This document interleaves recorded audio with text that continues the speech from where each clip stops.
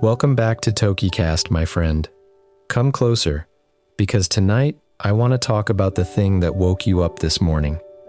Not the sun, a machine.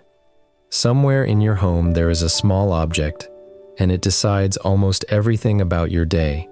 When you open your eyes, when you eat, when you leave the house, when you are allowed to stop working, when you are permitted, at last, to rest. You did not choose most of those moments. A machine chose them, and you obeyed. And here is the strange, true thing. For almost the entire history of our species, no human being lived like this. Your ancestors woke when the light came. They ate when they were hungry. They stopped when the work was finished or the body was tired. Nobody was ever late. Nobody rushed. The very idea of being 3 minutes behind schedule would have been meaningless to them. Then we built a machine to measure something invisible.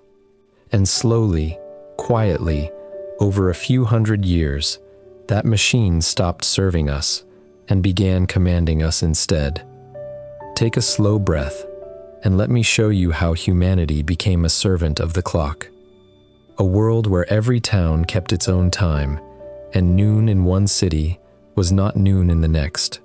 A tower bell that first taught workers to obey a bell instead of the sun. A railway network that forced an entire nation to abandon its own local hours. A factory system that turned your day into something that could be bought by the hour. And a strange modern truth. The more precisely we learn to measure time, the less of it we seem to have. Stay with me, my friend, and you may never look at your alarm the same way again. If this gives you a little wonder and a little calm, leave a like and subscribe. It means everything to us here at TokiCast. Let us begin in the oldest world, the one we came from. For hundreds of thousands of years, human beings lived by what I would call natural time. Not clock time, natural time. The sun rose and the day began. The sun climbed and it was midday. The sun set and the day ended. There were seasons for planting, seasons for harvest, seasons for waiting. Everything moved in circles, and every circle was drawn by the sky. And notice something important about natural time. It stretches and shrinks. A summer day is long, a winter day is short. In the very earliest systems of dividing the day, the hours themselves were not fixed lengths at all. Daylight was simply cut into equal parts, which meant an hour in June was genuinely longer than an hour in December. Imagine that, my friend. Hours that breathed with the seasons. The first tools we built were simply ways of reading the sky more carefully. Shadow sticks, sundials that let a shadow crawl across marked stone, water clocks that dripped steadily from one vessel to another, which had the advantage of working at night and on cloudy days. Candles marked with lines that burned down at a known pace, sand running through glass. And some of these ancient devices were far cleverer than we imagine. Water clocks were used across the ancient world, from Egypt to Greece to China, and some grew into extraordinary machines with floats, gears, and figures that moved to mark the hours. There are accounts of great water clocks that struck bells, opened little doors, and displayed the movement of the heavens. There is even a well-known story of water clocks being used in ancient courts to limit how long a speaker could talk. When the water ran out, your time was finished. Think of that, my friend. Thousands of years ago, someone was already sitting in a room, watching the water level drop, feeling that familiar pressure of running out of time. But every single one of these had the same limitation. They were approximate, they were local, and crucially, they measured time for a place, not for a civilization. And for thousands of years, that was completely fine, because nobody needed to be anywhere at 9:15. Now, let us go to the place where our modern relationship with time was truly born, and it may surprise you. It was not a factory. It was not a laboratory. It was a monastery. Religious communities across medieval Europe lived by a strict rhythm of prayer. There were fixed times of day when the community had to gather and pray together, spread from before dawn until night. And this created a problem that ordinary villagers simply did not have. The monks genuinely needed to know the hour, in the dark, in winter, in cloud, reliably, every single day. So they needed bells. And to ring bells at the right moment, they needed something to measure the hours mechanically, without the sun. And out of that need, somewhere in medieval Europe, came the mechanical clock. A device of weights and gears and a clever escapement. A mechanism that lets a wheel advance one small step at a time, producing that steady tick. It was, for its era, an extraordinary machine. Here is the crucial thing about it, and please hold on to this, because everything that follows grows from it. The mechanical clock did not follow the sun. It did not stretch in summer or shrink in winter. It simply ticked, identically, forever. 60 equal minutes, 60 times over, whether the sun was blazing or buried in snow. For the first time in human history, time became fixed, abstract, and indifferent to nature. Time stopped being something the sky gave you, and became something a machine produced. And notice something we take completely for granted. The earliest mechanical clocks often had no minute hand at all. Many had only an hour hand, and some had no face whatsoever, existing purely to strike a bell. Nobody needed minutes, because nothing in life was measured in them. The minute hand arrived later, as clockmaking improved, and the second hand later still. And each new hand was not merely a technical achievement. It was an invitation. Once you can see minutes, you begin to count them. Once you can count them, you begin to worry about them. We did not invent the minute hand because life had become hurried. Life became hurried, in part, because we invented the minute hand. And then the clock left the monastery and climbed the town tower. Once a great clock stood in the square, ringing its bell across the rooftops. Everyone in the town could hear it. And once everyone could hear it, everyone could be coordinated by it. Markets could open at a set hour. Meetings could be arranged. Town gates could close on time. But something else happened too, and this is where our story turns. In the growing cloth towns of Europe, there are records of bells being rung to mark the beginning and the end of the working day for laborers. And notice what that means. Before this, a worker was hired to do a task. Weave this cloth, plow this field, build this wall. The work ended when the work was done. Now, increasingly, a worker was hired for a period of time, from this bell until that bell. Can you feel how enormous that shift is? Time itself had become a thing that could be bought and sold. Your hours were now a product. And once your hours belong to someone else, the person who controls the bell controls your life. There were even disputes and unrest in some towns over the ringing of these bells, because everyone understood exactly what was at stake. Whoever controls the measurement of time holds a quiet kind of power over everyone who hears it. For a few centuries, though, the world stayed local. And here is a detail that modern people find genuinely hard to believe. Every town kept its own time. Noon was defined as the moment the sun stood highest over that particular place. So noon in one city was several minutes different from noon in a city 50 miles away, and everybody accepted this without a second thought. Each town's clock was set by its own sky. There were hundreds and hundreds of slightly different local times scattered across every country. And it worked perfectly well, for one simple reason. Nobody could travel fast enough for the difference to matter.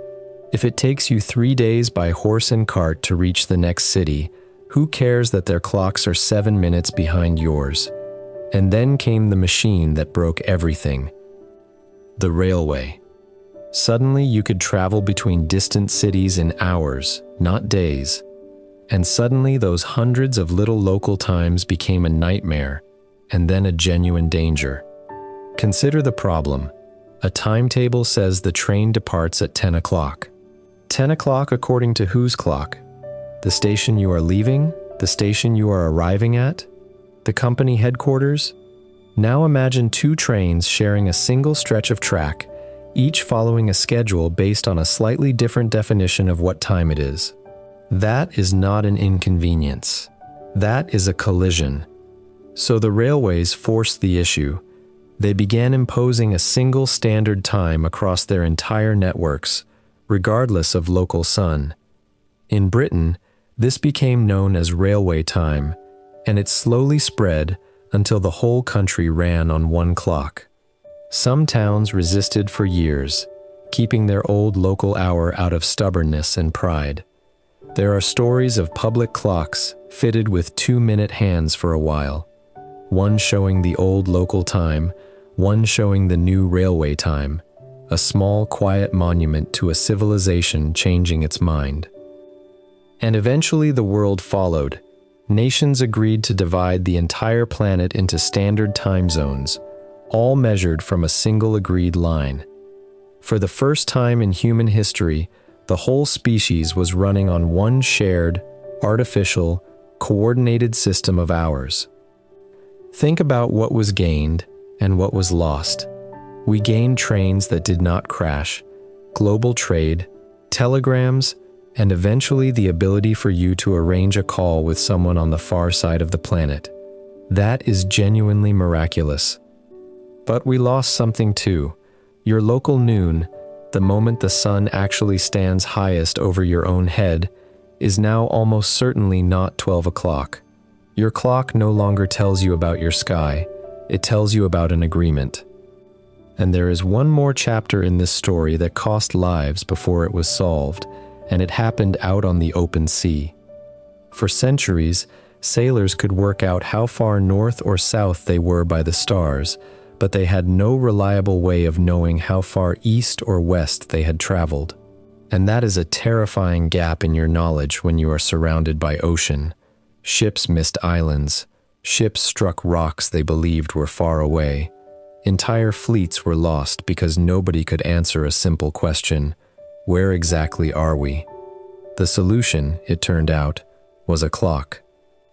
If you carry a clock that keeps the time of your home port perfectly, and you compare it with the local time you can read from the sun where you are, the difference between the two tells you how far around the world you have traveled. The problem was that no clock could survive a voyage. Pendulums are useless on a rolling ship. Heat, cold, salt, and damp destroyed the mechanisms. Solving this became one of the great technical challenges of its age, with enormous prizes offered by governments desperate for an answer. And eventually, through decades of obsessive work, clockmakers produced sea clocks accurate enough to hold their time across an ocean. So the clock did not only organize our working days, it let us find our way across the planet. Navigation, exploration, trade, empires, all of it eventually rested on a machine keeping steady time in a box, far from home. Now let us talk about the factory, because this is where the clock truly climbed onto our backs. In an agricultural world, work follows the task and the weather. There is furious labor at harvest and quiet weeks in deep winter. The rhythm is uneven, and it belongs to the land. The factory destroyed that rhythm completely. A factory has machines that must run continuously, and a workforce that must all arrive together to operate them. The whole system depends on synchronization. So the clock became the master of the working day. Workers arrived at a fixed hour. They were fined or punished for arriving late. In some places, before alarm clocks were common in poor homes, there were people employed to walk the streets before dawn and wake workers by tapping on their windows with long poles, human alarm clocks, moving from house to house in the dark. And the deepest change of all was in how work was measured. Not how much did you produce, but how many hours did you give. Time became the unit of labor. Your day was now divided into hours that belonged to you and hours that did not. Every argument about working hours, every campaign for a shorter working day, every debate about overtime that continues to this very day, all of it exists because we agreed to measure life in clock hours. The clock did not just tell us when to work, it defined what work was. And we did not stop making clocks more precise. We went further and further, from pendulums to springs, from springs to quartz crystals vibrating thousands of times a second, and finally to atomic clocks so accurate they would not lose a second across millions of years. We can now measure slices of time so small that no human being could ever perceive them. And here is the great irony of the whole story, my friend, and it deserves a moment of silence. The more precisely we learned to measure time, the more hurried we became. You would think it would go the other way. You would think that perfect measurement would bring calm and order. Instead, every increase in precision has been matched by an increase in expectation. When messages took weeks, nobody expected a reply today. Now a message arrives instantly, and the clock is watching to see how long you take. The clock promised to organize our lives. Somewhere along the way, it began to judge them. So let us look back at the road we have walked together. We began in a world of natural time, where the sun opened and closed the day and hours breathed with the seasons. We watched monks build a machine to summon themselves to prayer, and in doing so, create a kind of time that no longer cared about the sky. We heard that machine climb into the town tower and start ringing the beginning and end of a worker's day. We saw every town keeping its own private noon, until the railways made that impossible and forced the whole planet onto a single agreed grid. We watched the factory turn hours into the very unit of labor. And we arrived here, in an age of atomic precision, feeling more rushed than any humans who have ever lived. And here is the quiet part, the part that is really about you. The clock is not evil. It is one of the most useful things we have ever built. It coordinates hospitals and rescue services and every train that arrives safely. I am not asking you to throw it away, and neither would I. But I do want you to remember one thing, because I think we have all quietly forgotten it. The clock is a tool that we invented. It is not a law of nature. It does not know anything about your life. It cannot tell whether an hour was wasted or whether it was the most important hour of your entire year. It measures duration, and duration is the least interesting thing about a moment. You already know this, deep down. You have lived hours that vanished in a breath because you were laughing with someone you love. You have lived minutes that stretched out forever in a waiting room. The clock recorded both identically, and the clock was wrong, because the clock measures the container and never the contents. So here is what I wish for you, my friend. Keep your appointments, catch your trains, but do not let a machine of gears and quartz convince you that your life is a race, or that a day is something to be survived and ticked off. Somewhere underneath the schedule, the older rhythm is still there. The light still comes in the morning. The seasons still turn. Your body still knows when it is tired. Let the clock organize your day. Do not let it own your life. Now tell me, which part surprised you the most? That hours used to change length with the seasons, that every town once kept its own private noon, or that there were people paid to wake workers by tapping on their windows. Write it in the comments below. I truly love hearing which part stayed with you. And before you go, a small riddle for our next story.